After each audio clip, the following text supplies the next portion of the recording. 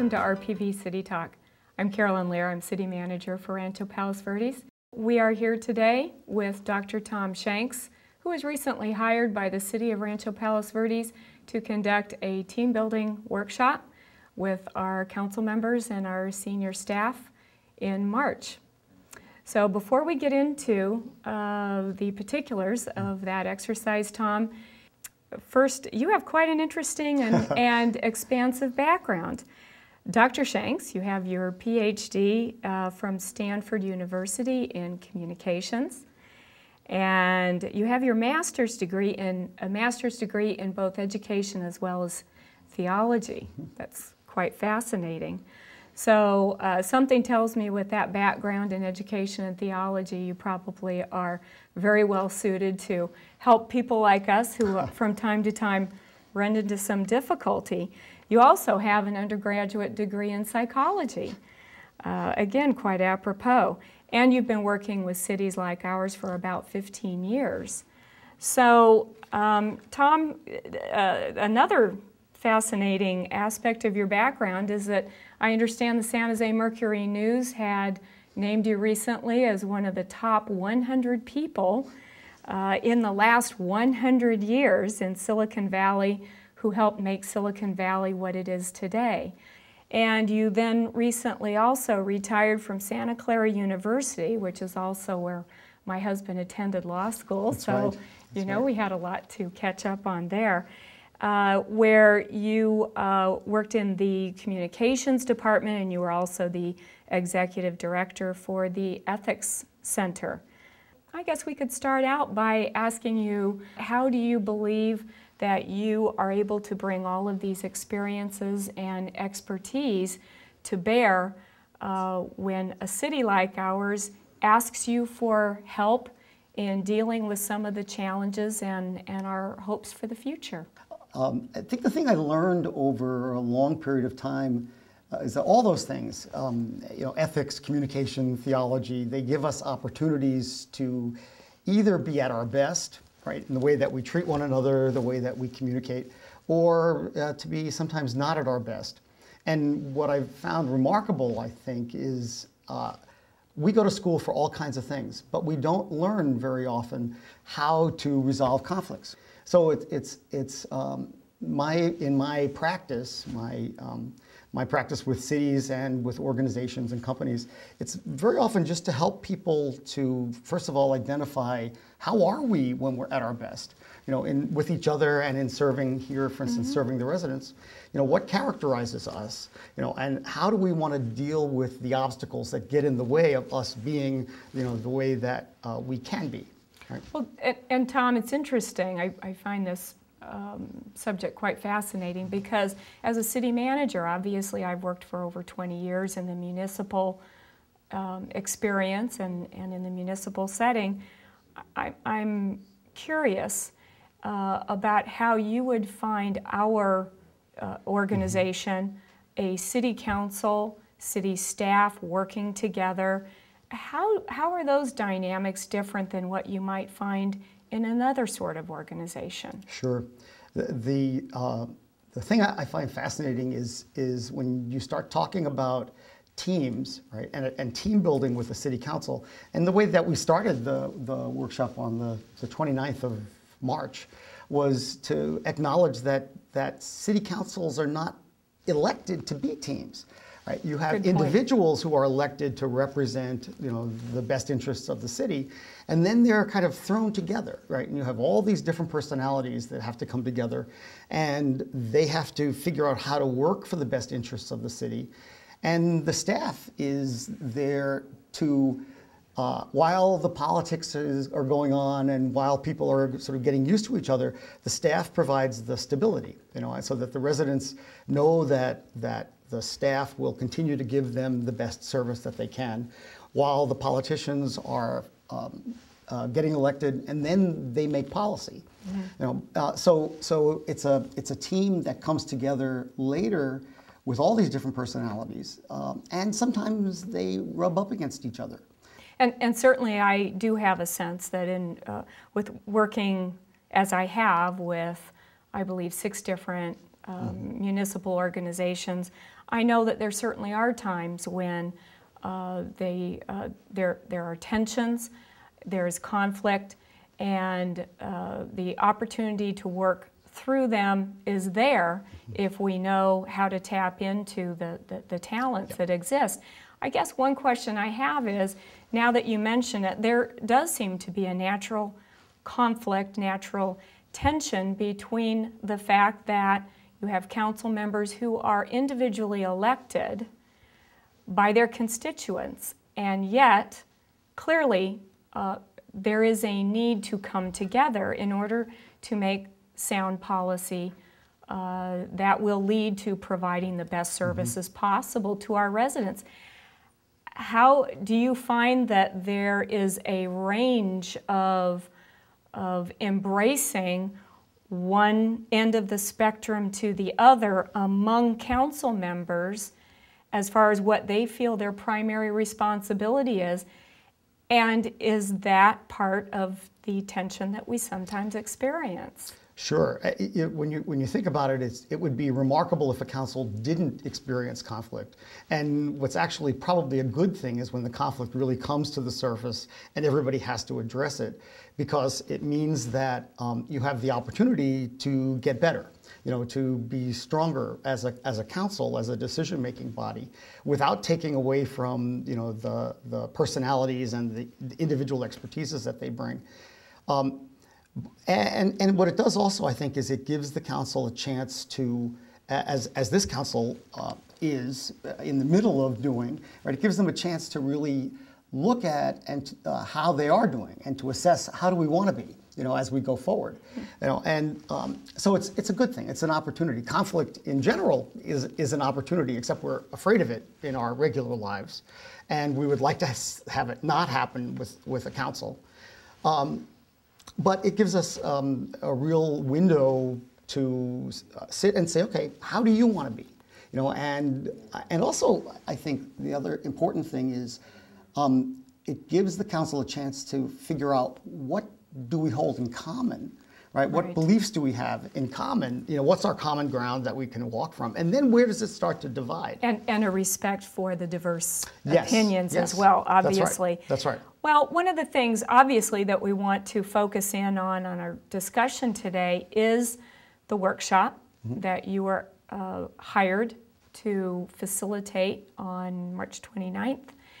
And if we look back on how that came about, I believe that there was a request, a suggestion during one of our council meetings from Mayor Pro Tem Larry Clark, who suggested that a team building exercise would allow us to explore these conflicts in a way that was non-threatening, and hope to go through a process where perhaps at the end, while not everyone is going to be exactly on board and decide that we're all going to think alike, which I don't think is even a good or necessary outcome at all, but certainly an ability to get the work done of the residents of Rancho Palos Verdes in a way that is effective and achievable. So as we look back on how this came about, I think I contacted you at the request of our council. You were recommended to me by the staff at the League of California Cities, a very well-respected organization in California that certainly deals with the full array of issues and is charged with assisting cities. And so I was very pleased to have gotten your name. I will say that I was told that you were the best. So we feel very lucky that you were available to us. And I'm just wondering, given that when we set up the date and we had the goals in mind, I think a general outline at least, we felt that we had everyone on board, and then unfortunately the workshop had to proceed with without the participation of one council member, that being Dr. Peter Gardner, was absent. With those dynamics, being that we, obviously a major purpose was to bring everyone together and make sure that we had the benefit of everyone's input and sharing of what issues people identified, what trouble they were having. How were you able to plan and with short notice, plan for a team building exercise when you had a key member absent? Well, you know, the first thing was to get to know the city as best I could. And what's wonderful about your media and your IT function is that you have all of your council meetings online. So I was able to watch a number of the council meetings. So I actually met Councilmember Gardner. And you still came. I still came. And I met Councilmember Gardner today, actually. And although we had talked on the phone. And I'd like to talk about that yeah, too. we yes. will. And I felt like I knew him, right? You know, and I said that to him, you know, because good. I had you know watched.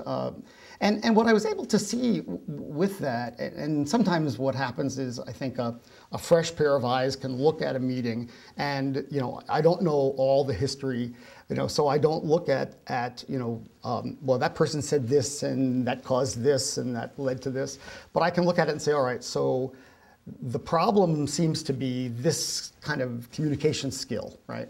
Or what's happened now at this point is, you know, sort of in the cycle of a conflict, right? Are things disintegrating? You know, are they getting worse? You know, are there, you know, because what happens, you know, what happens with a council or with an organization isn't a whole lot different than what happens in our own personal relationships, right? True. You know, we often will jump to conclusions, you know, about events that happen. Sometimes you don't even know what the event is that led to a set of conclusions. And this is on the part of everybody, not just on the part of one person. I mean, conflict, you know, happens, you know, it takes more than one person for there to be conflict. But we're all making judgments. We're all interpreting things the way we see them. And what I find remarkable when you get people together and you say, okay, so when did this start? Right? It's amazing how often somebody will say, well, it started at this moment when you said this. And the other person often wouldn't even remember saying that. You know, and then it's like, well, but I remember it when, you know, you said this. And then you say, well, I don't ever remember saying that.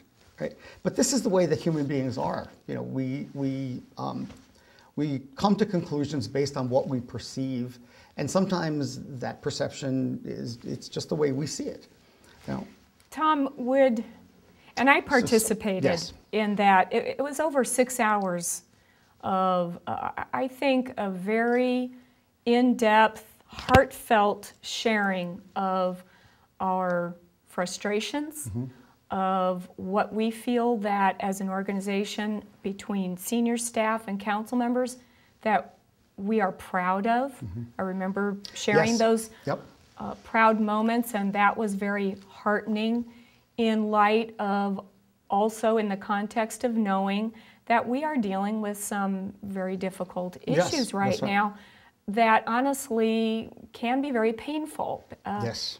Yes. Particularly painful to staff who feel that we are at the very essence, we are charged with bottom line delivering the services and to serving the council and serving our residents. Well, I found it an exhausting experience. It was emotionally challenging for all of us. I think we all found that to be the case. That's probably a testimony to your skills in actually encouraging us to be so honest Right. with our feelings as well as our hopes Yes. for the future. How do you think that team building exercise went, say in comparison to what your experience is with working with other cities and Yep. and holding a similar exercise. Yeah, let me go back just for a second to a question you asked a little while ago. It's not a surprise. It's common in conflict resolution to have some parties not there, and that's not. That's because it takes a while to establish a relationship and for everybody to feel comfortable. Safe. Yes, absolutely. To feel safe and to feel comfortable. That I'm not a plant. I'm not going to be taking one side, right, in this conflict. And so sometimes people will not participate initially, and then you kind of move with the people who were there, and what we did was to start first with what has the council and the staff accomplished that they feel really good about. What are those best moments? Because then you build off of those best moments. So you don't immediately jump into, okay, what's ripping us apart or what's causing us difficulty, but you start with, okay, let's remember why we're here, and we're here to serve the best interests of the people in the best way that we can. So to do that, you ask people to share what's working, right? Before you start looking at what isn't working. And that's what we did, and that was very effective. A great way to start. And then you can build from that positive energy. However, what also has to happen when there's conflict and when it's gotten to a serious place where it has, people need to have a chance to kind of get it off their shoulders and get it out on the table, and to put the emotion out there that's out there, and to let each other see how this is affecting everybody.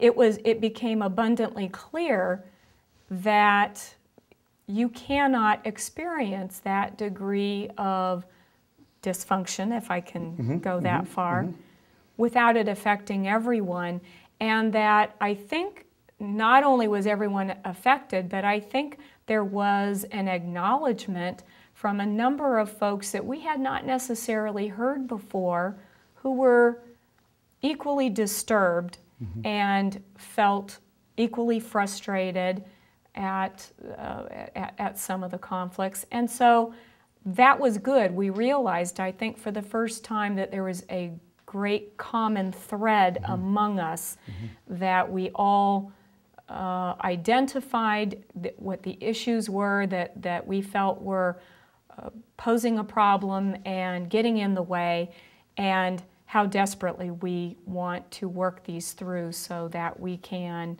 again, regain our effectiveness as an organization. The relationships are important, right? And everybody can contribute to them either growing or being hurt. The second thing we were trying to do was to look at the things that people could feel really good about, and what were identified were things that all 5 of the council people and the staff were involved in making happen here. Yes. And it was a wonderful list, and it was a very good, positive way to start. And then we needed to get into, okay, how is this all making you feel? And what's your perception? Not just you, but everybody's perception. When did it start? Where is it in its life cycle? This conflict that exists. I'm wondering if even for our viewers might be interested, if you would be able to give us some practical examples of a skill that we could apply today, tomorrow, that would make a difference. Yeah. So there's a little template that I think that can be very helpful. And it may seem awkward at first because we're not used to it. We're used to jumping to conclusions and calling each other names and getting angry and all of that, right? But if we said, okay, so I have an issue with something you've done, right? Then I would start and I'd say, okay, so Carolyn, I really value our relationship, right? And you have to assume that you do, and I want it to get better. Right? So you start with something positive about the relationship, and that's going to be the case with the council. I really value the fact that we're on the council together because we each bring something different, and that's going to benefit the people. So the first thing is I value the relationship. I want it to get better. But it really bothered me when you did this, right? And then you actually talk about the behavior, right? So it's not, what you thought I did, it's what I actually did. And it bothered me because it led to this, right? Which could include how you interpreted what was said or done. And you can even make that more specific. And I may be wrong, but it seems to me that you did it because, right? Oh. So that then you're sharing with somebody, in fact, what's going on in your head, right? And what I need for you to do more of, less of, stop altogether or start, right? I need you to do this, right? And I need that because this is hurting our relationship, because it's hurting the people in the city, because it's taking too much energy, because it's hurting the staff, whatever. But to be really clear about what the person needs, and then it's can you help me with that? Can we come up with some solution together that we can move forward in the future so that we don't just keep repeating this problem again and again? So what we're doing is, you talk about the actual behavior, so that you're not saying, you're a jerk, or you're, one thing or another. And, you open up the possibility that you could be wrong, about the way that you're interpreting it, but that still leads you to have certain feelings, which you might as well tell the person.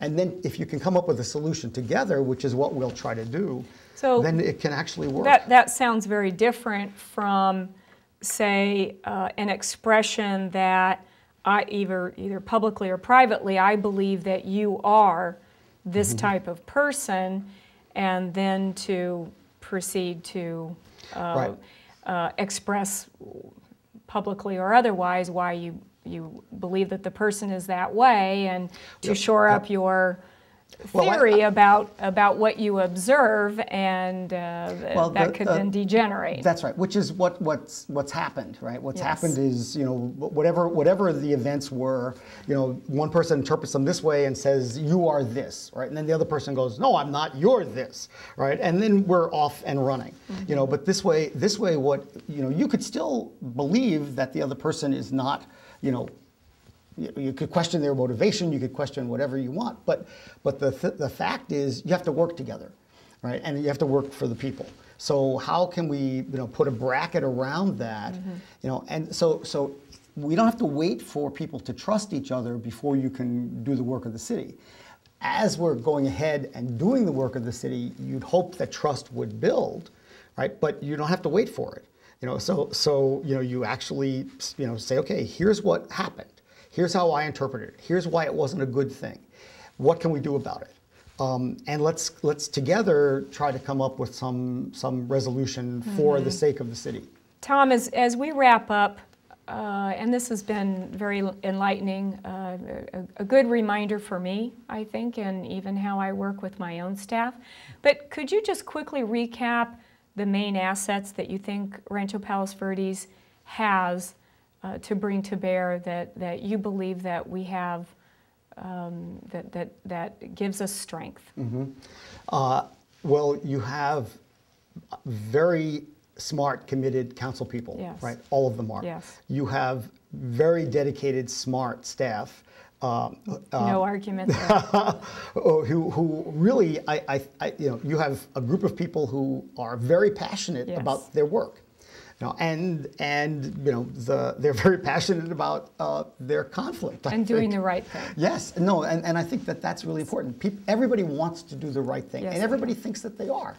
What we have to do is just build up some of those skills that we talked about. But you also have people who really know the city. And the majority positions and the minority positions and the staff recommendations. If you could get people to really listen to each other, and come up with some really different creative solutions, which is the goal of what this ultimately is, this council and this staff could succeed in ways that nobody could by themselves. Well, and Tom, I could not agree with you more. When I stepped into this position, I could see all of those benefits, those assets, the talents, and I think it is so important to all of us that we tap into those and move forward in a positive way. Let me say one other thing too. I think what's really important, and it says a lot about the council, In some communities, what happens when there's conflict on the part of the council is it leads to tremendous conflict on the part of the community. And I believe that the council members and the staff have really tried not to have that happen. Now there's a certain amount of communicating to the public that people, need to do, but it hasn't become, okay, support me and don't support this person. And that's one of the reasons for us to do the work we're doing. You want to make sure it doesn't develop into that down the line, which it will. And once that happens, it makes it impossible really to do the work. And staff is in the middle. And staff is in the middle. So that's right. Tom, thank you so much for spending this time with us. And I would just like to take a moment to encourage our viewers, our residents of Rancho Palos Verdes, to stay involved. You're all welcome at our council meetings, our committee meetings, and so on. We cannot do it without you. We are here to provide services to our community. So with that, I would like to say thank you for tuning in to City Talk and Channel 33, and thank you again.